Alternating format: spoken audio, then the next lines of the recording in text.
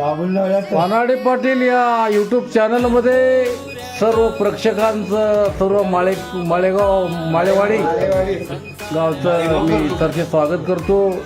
त्याचबरोबर माळेवाडीच्या ग्रंथस्थानला मी दंडवत करतो.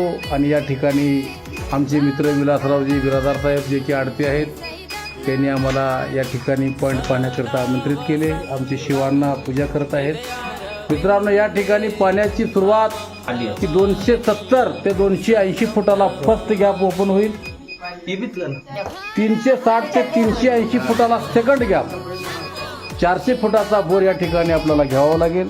या ठिकाणी 1.5 इंच पाणी मिळेल अशा प्रकारचं संशोधन माऊली भूजल संशोधनाच्या वतीनं करण्यात आलेलं आहे.